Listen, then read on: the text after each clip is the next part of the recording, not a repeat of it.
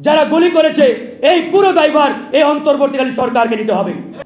আমার এই ভাইরা যারা রাজপথে রক্ত ঝরিয়েছে, পা হারিয়েছে, চোখ হারিয়েছে, হাত হারিয়েছে, এই ভাইদের নিরাপত্তা কে দেবে? আমরা কিন্তু কেউই নিরাপদ না, সবার জীবন কিন্তু ঝুঁকির মধ্যে।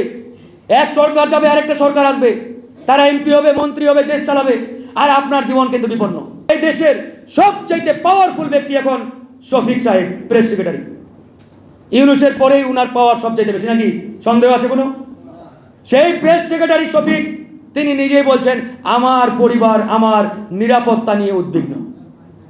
তাহলে এই সরকারের সবচাইতে প্রভাবশালী ব্যক্তি, তার যদি নিরাপত্তা ঝুঁকি থাকে, তাহলে যারা জীবন দিয়ে রক্ত দিয়ে এই বিপ্লব সাধন করেছেন এদের জীবনের নিরাপত্তার ঝুঁকিটা কোথায়, কতটুকু?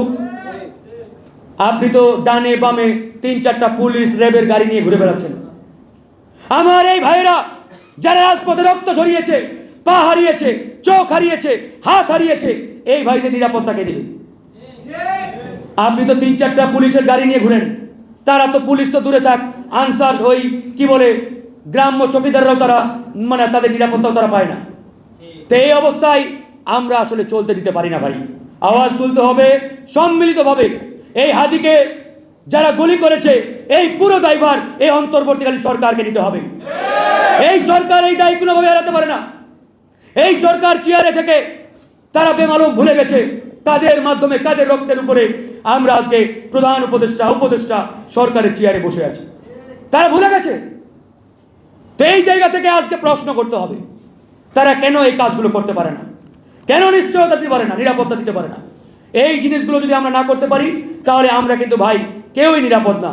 আমি নিজে একজন ক্যান্ডিডেট, আমি ঠাকুরগাঁও 2 আসন থেকে নির্বাচন করব। ব্যাপক কার্যক্রম চলছে আমার নির্বাচনী এলাকায়। আমি তো এখন নিজেই আতঙ্কিত। আমি আমার নির্বাচনী এলাকায় গিয়ে নির্ভয়ে নির্বিঘ্নে ক্যাম্পেইন করতে পারবো, গণসংযোগ চালাতে পারবো, এই নিশ্চয়তা আমি তো নিজেই পাচ্ছি না। এই কনফিডেন্স আমার মধ্যে নেই। যা অবস্থা, আমার ভাই হাদি তাকে দিনে দুপুরে প্রকাশ্যে যেভাবে হত্যা করার উদ্দেশ্যে গুলি চালিয়েছে, এরপরে আপনারাই বলেন কোনো মানুষের মানে স্বস্তিতে থাকার কোনো কথা আছে ভাই? কেউই না আমরা। তো এই জায়গা থেকে আমরা সবাই একটা শঙ্কার মধ্যে রয়েছি, আর এই শঙ্কার পিছনে পুরো দায় এই মেরুদণ্ডহীন অপদার্থ সরকারের। এই সরকারকে আমাদের সবার আগে বলতে হবে। আর যদি এরা না পারে আমার ভাইদের নিরাপত্তা দিতে, এই জুলাই যোদ্ধাদের নিরাপত্তা দিতে, তাহলে চেয়ার ছেড়ে দিয়ে আপনারা বিদেশে ভাগেন, আমরা আমাদের নিরাপত্তা নিজেরাই নিশ্চিত করব।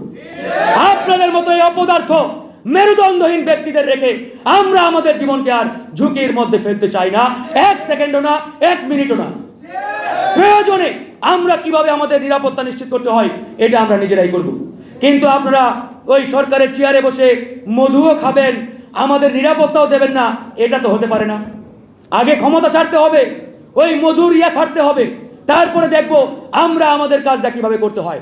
এখানে যেহেতু জুলাই যোদ্ধা ভাইরা আছেন, বিভিন্ন দলের নেতৃবৃন্দরাও আছেন, আপনাদের উদ্দেশ্যে একটা কথা, আমাদেরকে ভাই এখন ঐক্যবদ্ধ হতে হবে। আমরা কিন্তু কেউই নিরাপদ না, সবার জীবন কিন্তু ঝুঁকির মধ্যে। এক সরকার যাবে, আরেকটা সরকার আসবে, তারা এমপি হবে, মন্ত্রী হবে, দেশ চালাবে, আর আপনার জীবন কিন্তু বিপন্ন। আপনি এখনো টেনশনে আছেন, এখনো ঝুঁকিতে আছেন, পরেও ঝুঁকিতে থাকবেন, তাহলে লাভটা কি হলো? এই যে রাজপথে জীবন দিলেন, রক্ত ঝরালেন, হাত হারালেন, পা হারালেন, চোখ হারালেন, এর বিনিময়ে মধু খাবে আরেকজন, আরেক দল, আর আপনি আমি সবাই জীবনের ঝুঁকি নিয়ে আমাদের রাস্তায় চলতে হয়। তো এটা চলতে পারে না। এই জন্য আজকে থেকে আওয়াজ তুলতে হবে। আমরা একটা কথা পরিষ্কারভাবে বলতে চাই, আগামীতে যে বা যারাই ক্ষমতায় আসুক, আসতে চাক, তাদের উদ্দেশ্যে আমাদের বার্তা দিতে হবে, আগে এই দেশটাকে ঠিক করতে হবে, নিরাপত্তা নিশ্চিত করতে হবে। এই জুলাই গণ আন্দোলন নিয়ে তাদের বক্তব্য কি? তারা ক্ষমতার চেয়ারে গিয়ে এই জুলাই যোদ্ধাদের নিরাপত্তা কতটুকু নিশ্চিত করবে? এই জুলাই আন্দোলনের যে মূল স্পিরিট, সেই সংস্কার কতটুকু বাস্তবায়ন করবে? এই নিশ্চয়তা এই দলগুলোর কাছ থেকে নিতে হবে। তারা যদি না দিতে পারে, আর তারা যদি ওই গদবাঁধা বক্তব্য দেয়, আগের রাজনৈতিক দলগুলোর মতো কথা বলে, তাহলে আমরাও বলতে প্রস্তুত, আমরা না ভোট দেব, তবুও তাদেরকে ভোট দেব না।